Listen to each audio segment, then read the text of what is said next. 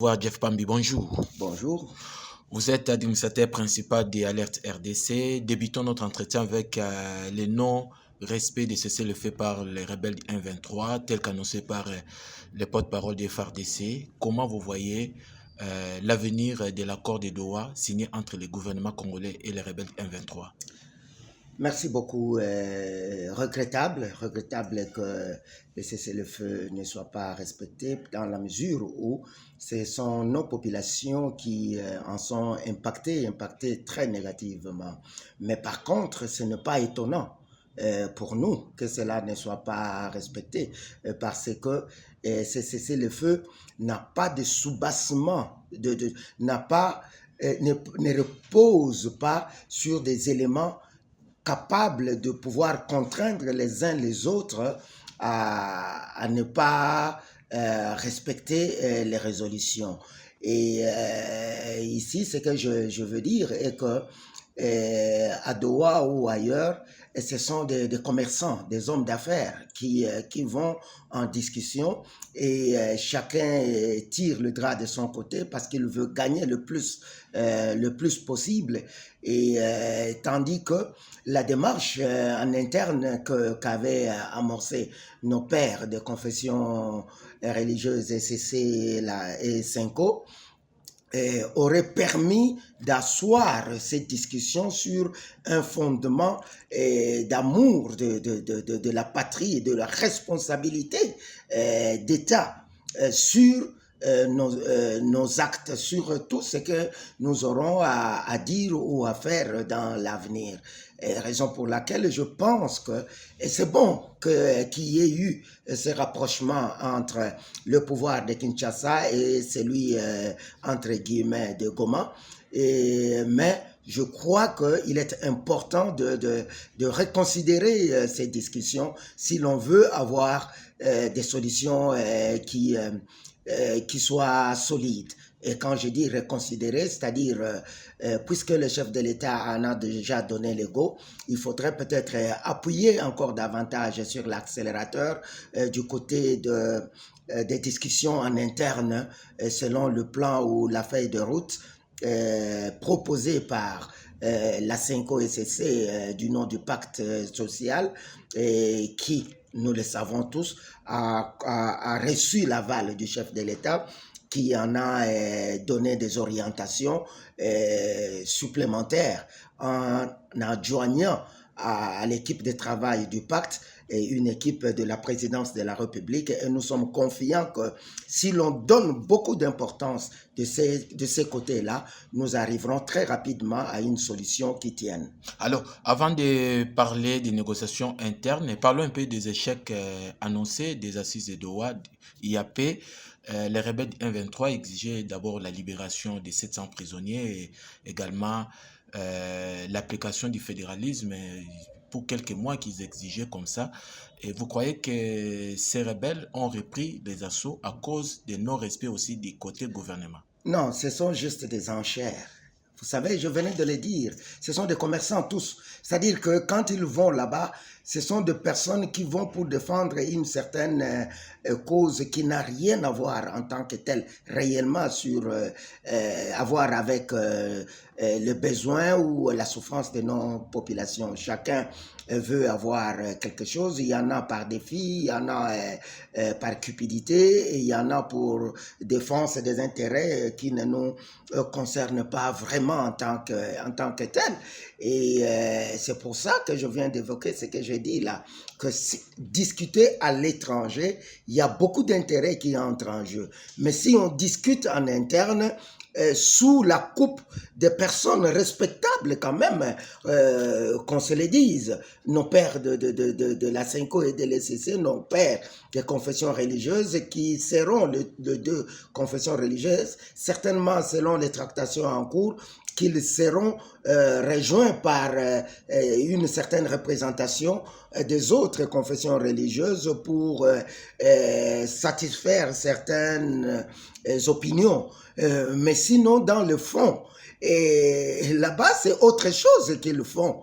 Et le gouvernement de Kinshasa ne va pas vouloir démontrer qu'il est faible à la face de son opinion et à la face du monde. Et les autres vont monter les enchères puis pour continuer à perpétrer ce qui se fait déjà, puisque ne vous leurrez pas, il gère une petite république ou une républiquette et qui est extrêmement riche. Et pour le faire revenir à la raison, pour que la nation recouvre son intégrité, son entièreté territoriale, eh bien, comprenez, ceci, nous vous le disions depuis des années, qu'il fallait régler ces problèmes bien avant que la situation ne nous glisse entre les doigts. Et aujourd'hui, on peut dire que la situation nous a glissé. Nous avons perdu la main.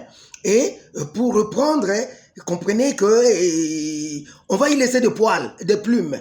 On va y laisser des plumes, n'est-ce pas? Et cela va se jouer aussi beaucoup sur l'habilité des personnes que Kinshasa envoie dans des discussions. Et pour la plupart des cas, et vous entendez ce qui se dit, et ils sont plus autour de l'argent. Et puis, ils veulent faire plaisir au chef de l'État, et plutôt que de résoudre les problèmes. En fait, ils veulent faire voir que ils peuvent faire, qu'ils vont faire, alors qu'en réalité, il n'y a aucun résultat. Aucun résultat parce qu'on continue de perdre du terrain et l'autre camp continue à glaner un peu de quoi sur le sol ou à la ligne de front. Et non, et revenons à la raison. Revenons à la raison. Sans état d'âme, nous devons le faire. Vous avez toujours soutenu la démarche des pères des églises, soit un dialogue interne, mais quelle est la valeur ajoutée que cela va amener lorsqu'on sait que les accords de Doha n'ont pas donné grand chose, les accords de Washington aussi, on peut parler des échecs, mais qu'est-ce que cela va ajouter comme valeur ajoutée? Mais je viens de détailler, de dire tout ça. Et ce n'est pas d'aujourd'hui que nous disons ça. Si on nous avait écouté depuis l'aube des temps, que Tshisekedi, Félix est au pouvoir, président de la République, avec tout le respect que je lui dois, nous avons dit en son temps qu'il fallait s'asseoir. Et vous vous rappellerez qu'avant même les élections, même ce qu'on a appelé élections récemment, là, en décembre 2023, nous avons même suggéré qu'on suspende ce processus parce qu'il nous a mené à amorcer un plongeon dans le vide et dont on ne sait pas sur quoi on atterrirait. Et là, on a atterri sur des épines. Comment on va marcher sur des épines? On est pieds nus. Je ne sais pas si les gens me comprennent. Donc, arrêtons-nous un peu. Arrêtons-nous et réfléchissons. Arrêtons d'agir comme des fous, comme des malades qui s'en vont des yeux bandés. Nous n'avons plus la main, nous l'avons perdue. Et les gens qui sont autour du chef de l'État doivent l'aider parce que le président de la République n'est pas un magicien, comme disait Feu Maréchal Mobutu. Il ne peut rien s'il est seul. Mais qui l'entoure-t-il? Il peut avoir des millions de personnes autour de lui. Mais si ce ne sont pas des personnes appropriées, qui comprennent, et rappelez-vous que Joseph Kabila disait qu'il aurait eu 15 personnes et il changerait ce pays de manière positive et drastique. Il en a peut-être eu 5 ou 3 ou 2 ou 6, mais il a manqué ce qu'il lui fallait. Et au début de Félix Tshisekedi, je m'étais posé cette question, ceux qui l'ont entendu peuvent se le rappeler. Est-ce que Félix Tshisekedi en aura 10 si Kabila n'en avait pas 15? Est-ce que Félix en aurait 10? Eh bien, est-ce qu'il en a un aujourd'hui? Ou 2?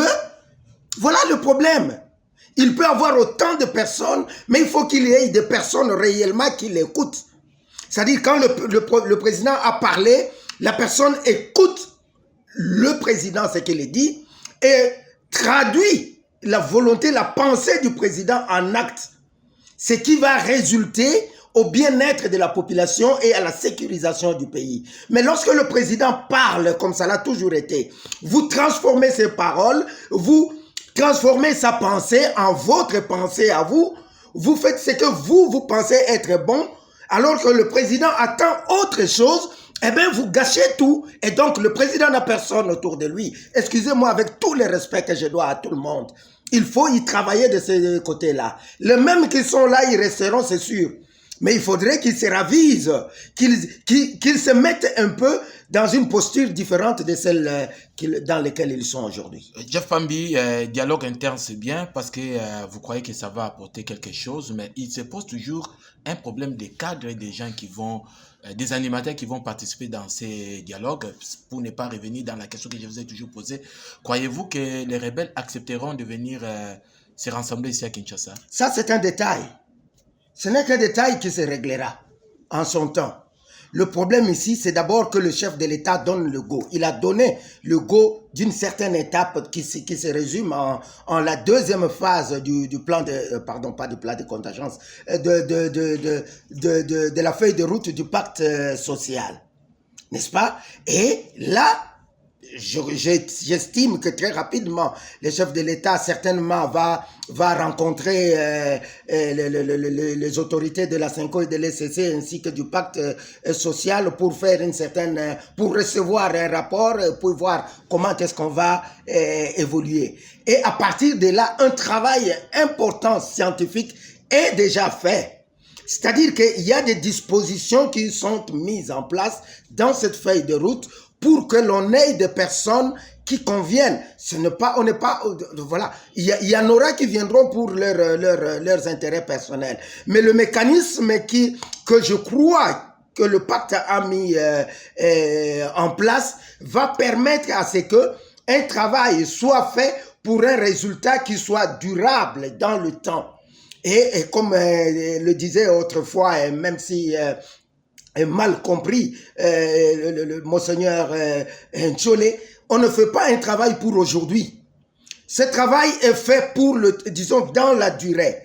C'est-à-dire un travail définitif que l'on fait aujourd'hui sous l'autorité du président de la République, Félix Tshisekedi, mais qui restera perpétuellement pour l'avenir. C'est-à-dire ceux qui viendront après Félix Tshisekedi bénéficieront d'un terrain déjà balisé, de voies déjà tracées, qui ne parleront que de l'intérêt de la nation, et il faudrait que je vous renvoie lire le plan de contingence d'alerte RDC pour en savoir un peu plus. Alors, restons toujours dans cette logique des dialogues. Comment vous encouragez ou vous analysez la rencontre envisagée par l'opposition au Sénégal sous l'initiative de Joseph Kabila? Nous apprenons, l'invitation a été lancée même à Martin Fayulu, à Jean-Marc Abounde, les autres opposants, notamment ceux qui sont en Europe. Vous croyez que c'est quand même une voie aussi vers la paix? Oh,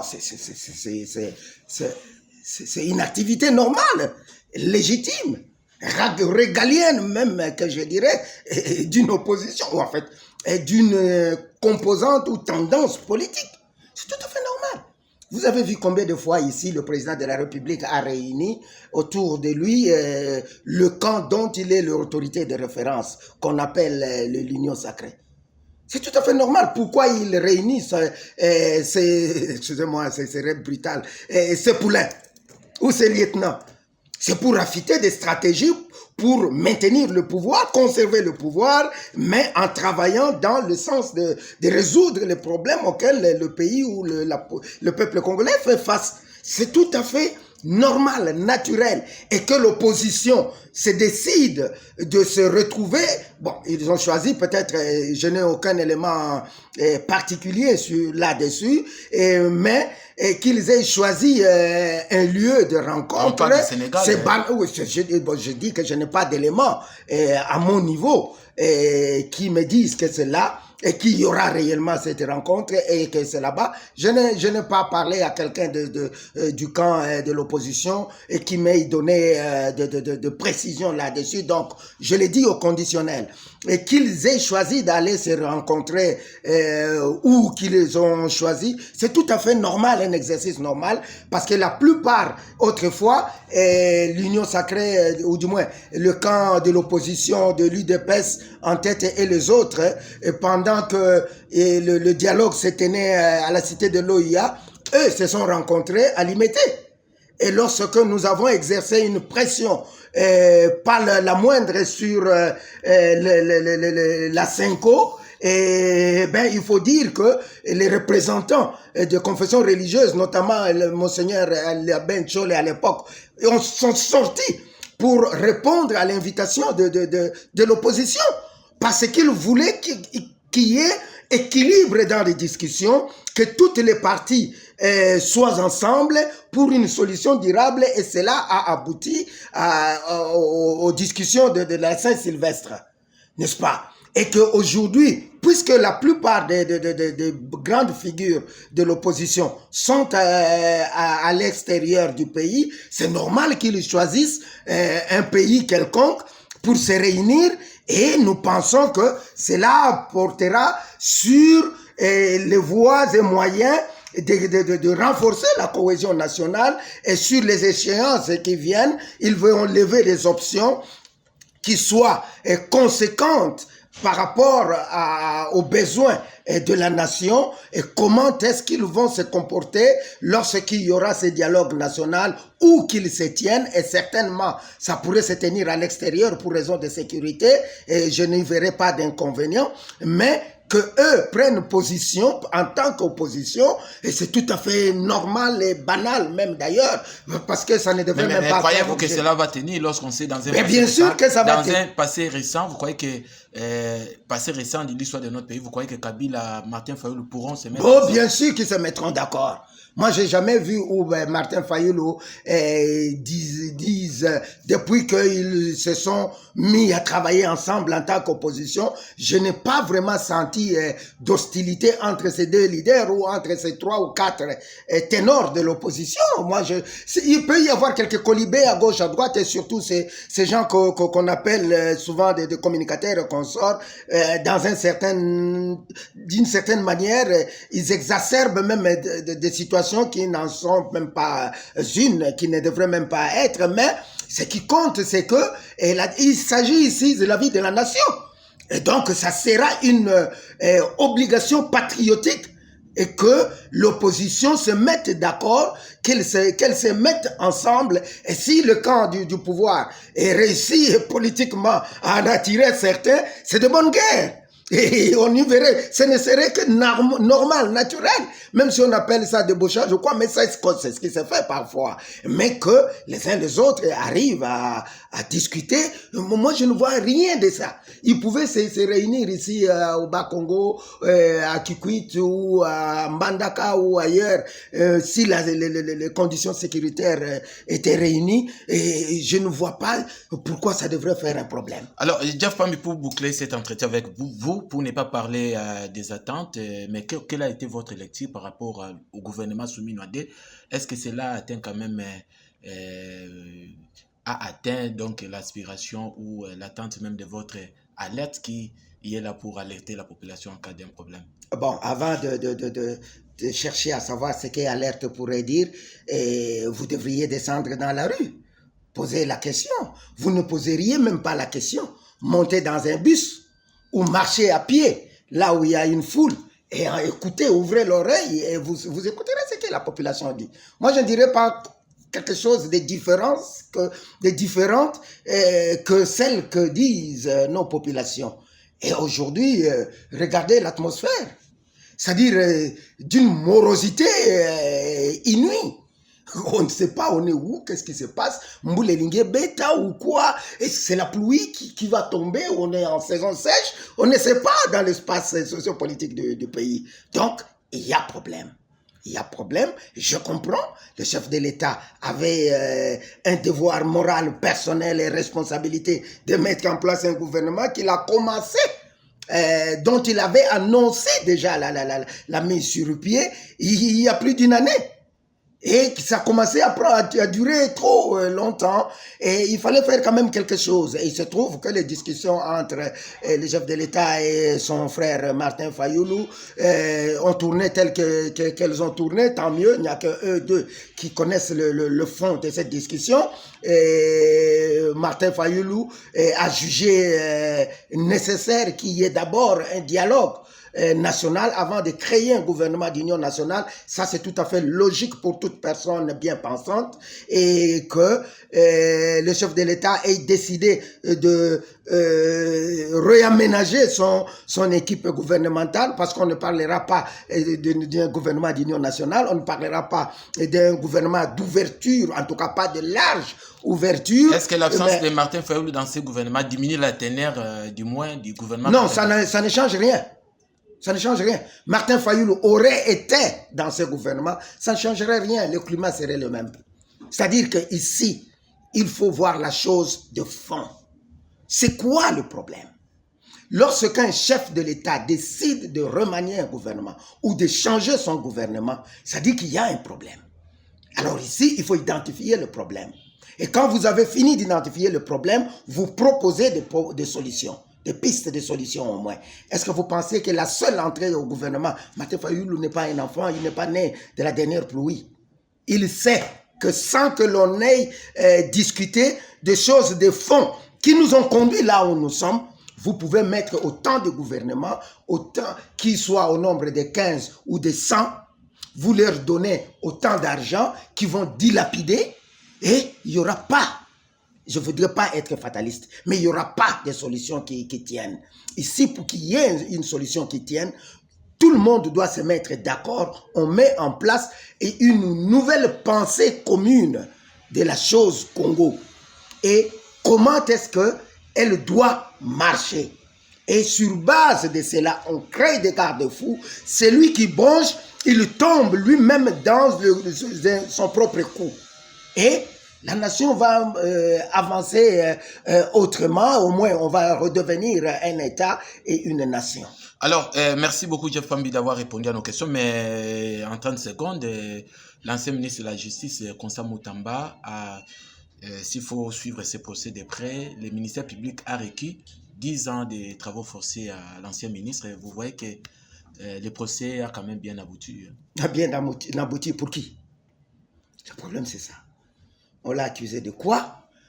Nous avons parlé de brebis expiatoires autrefois. J'espère que vous savez ce que c'est. Sinon, ceux qui nous écoutent et qui cherchent à savoir ce que c'est une brebis expiatoire.